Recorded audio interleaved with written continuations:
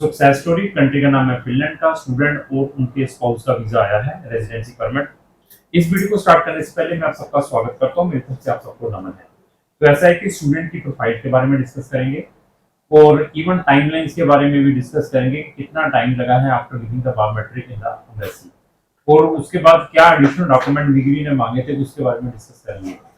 तो ऐसा है कि अगर आपने फिनलैंड में हायर स्टडीज के लिए जाना है तो हमारी दो डेडिकेटेड प्लेलिस्ट हैं, studying Finland, success story Finland. दोनों के लिंक मैंने डिस्क्रिप्शन बॉक्स में लगाए, वहां जाकर आप हमारी फिनलैंड से related number of videos watch कर सकते हैं। देयर आफ्टर आप डिसीजन ले सकते हैं कि आपको फिनलैंड कौन से प्रोग्राम्स में जाना चाहिए। तो प्रोफाइल बच्चे की एज 21 है।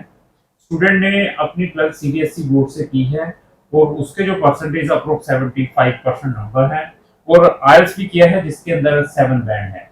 और इनका वहां पर बैचलर में एडमिशन के लिए डाला, एडमिशन आया, एडमिशन के बाद यहाँ पर रेजिडेंसी परमिट अप्लाई किया गया और रेजिडेंसी परमिट भी अभी अप्रूव होकर आ गया है। स्पाउस के साथ दोनों पे इकट्ठे रेजिडेंसी परमिट अप्रूव होकर आएंगे। इनसे डिस्कस करेंगे कि मैरिज हुए कितना टाइम हो चुका है। फिनलैंड में जाने से पहले बहुत सारे प्रिकॉशंस लेने पड़ते हैं। लोग आपको मोटिवेशन देकर भेजेंगे, आप फिनलैंड या किसी भी कंट्री में जाएंगे लाखों रुपए कमाएंगे, लेकिन nomads situations are not good in any foreign country. कहीं पर भी जा रहे हैं आपके पास 6 से 12 मंथ सर्वाइवल के लिए पैसे होने चाहिए।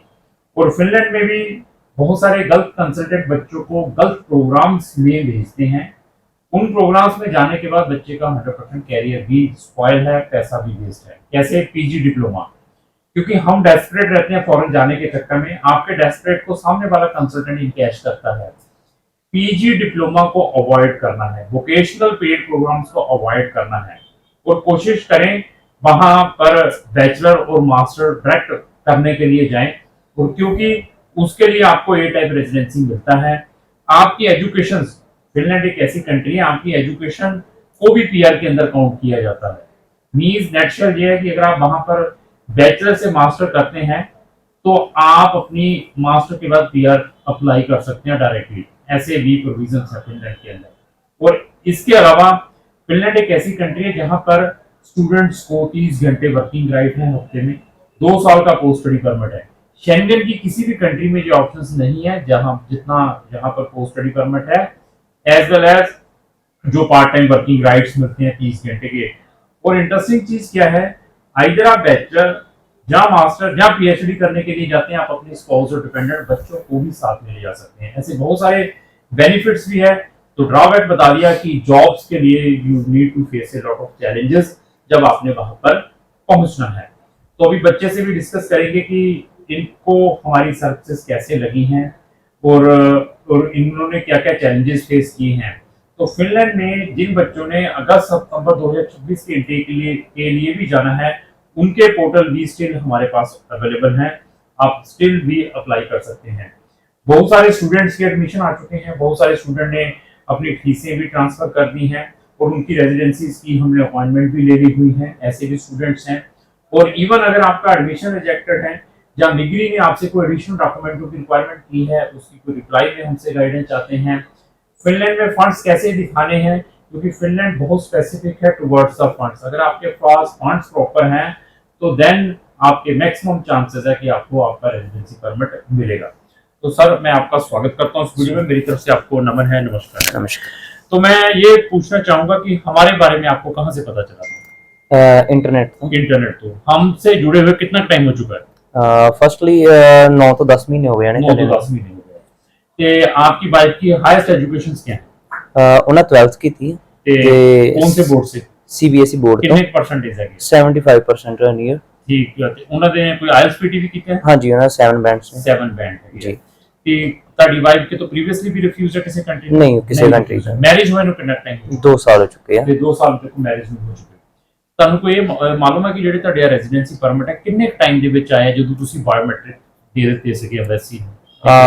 ਜਦੋਂ ਬਾਇਓਮੈਟ੍ਰਿਕ ਹੋਏ ਉਸ ਤੋਂ ਬਾਅਦ ਸਾਡੇ ਤਕਰੀਬਨ 8 ਤੋਂ 9 ਮਹੀਨੇ ਲੱਗ ਗਏ ਸਾਰੇ ਵੀ ਬਾਇਓਮੈਟ੍ਰਿਕ ਹੋਣ ਤੋਂ ਬਾਅਦ ऑनलाइन वीजा आया, ਉਸ ਤੋਂ ਬਾਅਦ टीआरसी कार्ड मे बी कोई हफ्ता 10 दिन ਦੇ ਵਿੱਚ हो गए। तो ये देखिए कि इसको 8 से 9 महीने लगे हैं, लेकिन फिनलैंड एक ऐसी कंट्री रही है, क्योंकि मैं फिनलैंड को पिछले 8-10 साल से प्रमोट कर रहा हूँ, वहां पर बच्चों को भेजता हूँ। 1 दिन के अंदर भी रेजिडेंसी कार्ड है, 5 दिन में भी, 10 दिन में भी, 15 दिन में, सबके इकट्ठे आए हैं।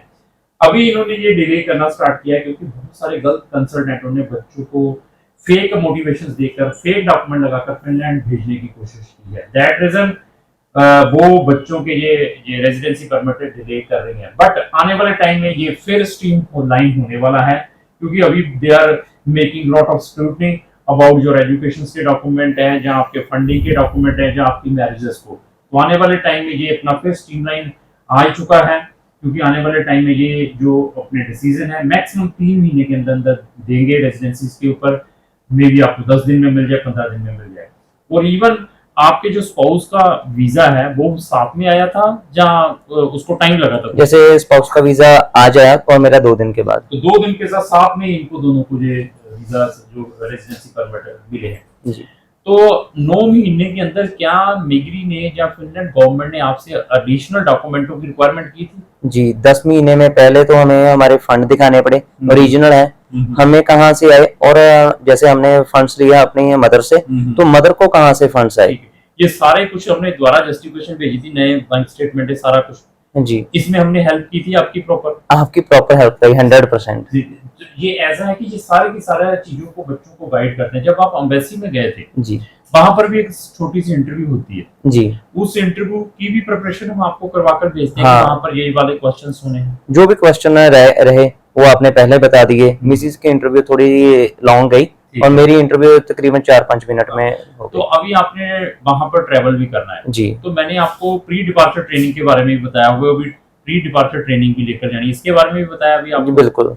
तो ये सारे प्रिकॉशंस हम स्टूडेंट्स को बताते हैं। ये नहीं है कि बस पैसा ले लिए काम खत्म। हमारी कोशिश रहती है कि बच्चे को हमारी ओर से कहीं पर प्रॉब्लम ना आए।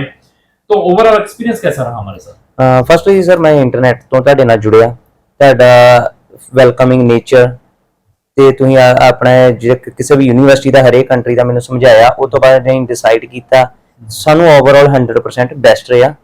ਤੇ ਤੁਸੀਂ ਆ ਕੇ ਸਾਨੂੰ ਟਾਈਮ ਦਿੱਤਾ, ਸਾਨੂੰ ਯੂਨੀਵਰਸਿਟੀ ਬਾਰੇ ਦੱਸਿਆ, ਟਾਈਮ ਟੂ ਟਾਈਮ ਮਿਗਰੀ ਨੇ ਕੁਐਸਚਨ ਸਾਨੂੰ ਕੀਤੇ ਜਾਂ ਹੋਰ गाइडलाइन फॉलो करनी है ਉਹਦੇ ਬਾਰੇ ਤੁਸੀਂ ਸਾਨੂੰ हेल्प की। तो माहौल फ्रेंडली है या एजेंटो जैसा है? नहीं, प्रॉपर फ्रेंडली है। और हमारे ऑफिस में कई वीजे लगे देखे कहीं पे, यहाँ पे वीजे दिखाते हैं? नहीं, ऐसा कुछ नहीं है, और जो भी इंटरनेट पर रियल है, ट्रुथ है, फुली ट्रुथ है। तो ऐसा है कि मैं बार बार यही कहता हूँ कि before going to any country research जरूर करें। हवा में नहीं है कि उसने आपको वीजे दिखा दिए मैं इसके थ्रू जाऊंगा, वो वहां चला गया तो मैं भी वहां पहुंचूं। रिसर्च करेंगे। मैं ये नहीं कहता कि मेरे पास आए, एटलीस्ट मेरे जैसे 8-10 कंसल्टेंटों को जरूर मिले, उसके बाद डिसीजन लें कि आपको कौन सी कंट्री में फॉरेन में जाना चाहिए। हमें 100 कंट्रीज का एक्सपीरियंस है। अगर आपने किसी भी फॉरेन कंट्री में जाना है तो आप हमारे दिए गए नंबरों पर भी संपर्क कर सकते हैं। और आपसे मेरी ये रिक्वेस्ट है, अगर आपको जो मेरी वीडियो अच्छी लगी इसको लाइक एंड शेयर करना ना भूलें। Thank you.